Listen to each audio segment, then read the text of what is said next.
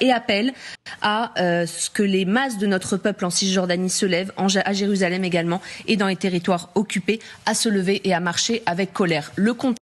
Et ça, c'est très bien. Parce que l'autre partie, l'autre chose qui est troublant dans ce qui se passe à Gaza, c'est le monde arabe. Heureusement que les diplomates arabes qui sont à l'ONU se tuent à la tâche. Parce qu'il n'y a que eux qui agissent. Parce que la majorité des élites arabes qui sont en Occident, on ne les entend pas. Sauf que les Occidentaux font tout pour noyer dans la masse Tariq Ramadan. Moi, j'ai vu Tariq Ramadan prendre des positions officielles et condamner ce qui se passe à Gaza. Et dire que ce qu'Israël fait n'est pas conforme aux normes internationales et sont des crimes de guerre. Et en France, vous avez la Palestinienne française, activiste français qui a rejoint le parti de Jean-Luc Mélenchon, qui désormais est attaqué tous les jours par les journalistes français. Est-ce que vous n'avez pas l'impression d'être un peu instrumentalisé par les insoumis pour ce que vous êtes, pour aller chercher les votes des jeunes de banlieue? Non mais je crois que vous êtes... Pardon, mais votre question, elle est un tout petit peu déplacée. Je suis une femme mature.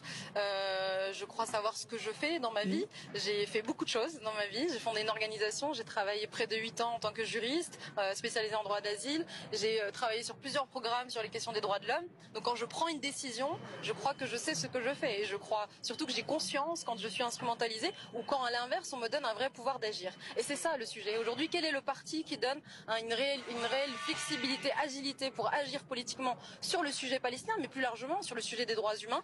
C'est la France insoumise. Et donc je suis très honorée qu'on me donne cette place. Je suis à l'inverse très honorée. Parce qu'elle dénonce Israël. Et parce que comme elle est dans l'actualité française et que tous les jours, elle vient dénoncer ce qui se passe à Gaza, elle est devenue leur ennemi principal. Elle en a déjà mouché plusieurs. Comme on verra. Où est Israël dans cet État binational laïque? Benjamin Duhamel, où est la Palestine depuis 1948? C'est la solution à deux États défend la proposition. C'est une blague. D'un État palestinien. C'est une blague. Vous vivez dans la solution à deux États. Mais vous vivez dans quel déni? Vous vivez dans quel monde? Votre famille politique, Rima Hassan, défend cette solution à deux États? Il y a 800 000 colons en territoire palestinien à l'heure où on se parle, d'accord?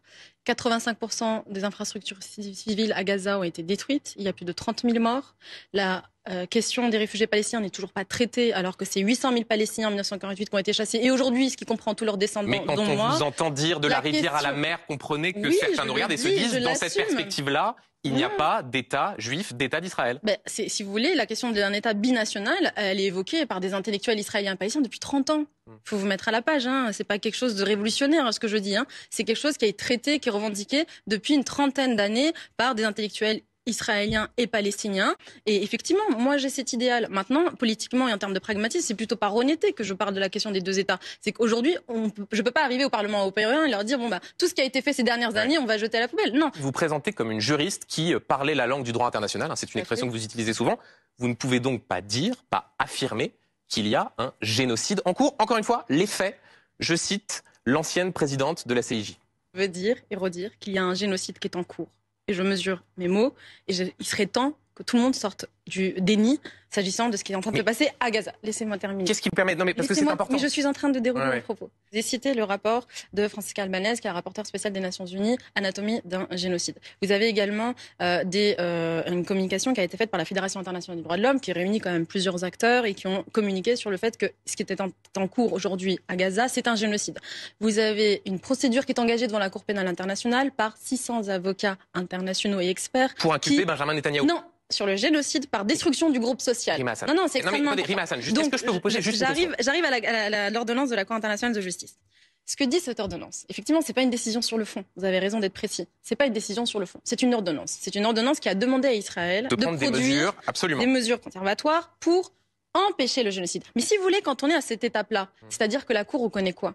l'intention génocidaire. Vous avez des déclarations, des travaux annexes d'experts sur le sujet qui alertent sur le fait que c'est un génocide. La convention, c'est une convention sur la prévention du génocide. C'est-à-dire que notre rôle de citoyen et de politique, c'est de s'assurer que dès lors qu'il y a un début d'acte génocidaire, de déclaration d'intention génocidaire, nous devons le dénoncer et non pas attendre que le massacre ait lieu et le génocide ait lieu pour regarder comme des spectateurs et venir le qualifier. Vous le dites, vous avez toute liberté de le dire sur ce plateau, mais mon point est que la juridiction internationale n'a pas statué en ce sens. Toujours sur ce mot. Pas encore. Mais elle ne l'a pas fait. Donc. Mais tous les juristes internationaux et les avocats vous disent que c'est l'État qui va suivre. Toujours sur ce mot génocide. On regarde impuissance qui est en train de se dérouler, il y a 30 000 morts. Je parle droit international. Rima Hassan. Voilà, la différence entre vous et moi, c'est que effectivement, moi je refuse de regarder ce massacre en étant impuissante et je dénonce ce dont il peut relever en droit international, c'est-à-dire un génocide. On peut passer au sujet suivant. Il n'y a pas ceux qui sont. Et vous verrez, je vous mettrai un extrait de comment un comédien français parle d'elle avec un sexisme inouï.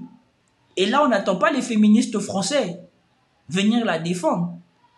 En tout cas, cette femme qui est juriste, qui a fait des études, qui a démontré, selon les bêtises de la société française, qu'elle a les papiers pour que ce qu'elle dise soit pris en compte, le comédien israélien ou franco-israélien dit qu'elle est bête, mais c'est le fait qu'elle soit jolie qui fait qu'elle est écoutée.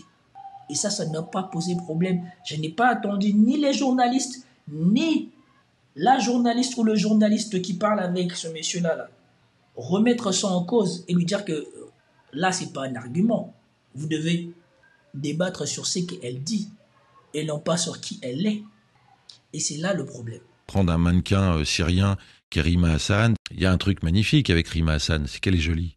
Ça fait passer plein de trucs. Son cerveau est malade, mais elle est jolie. Donc Rima Hassan, candidate sur la liste LFI. Oui, qui présente pas bien. Franco.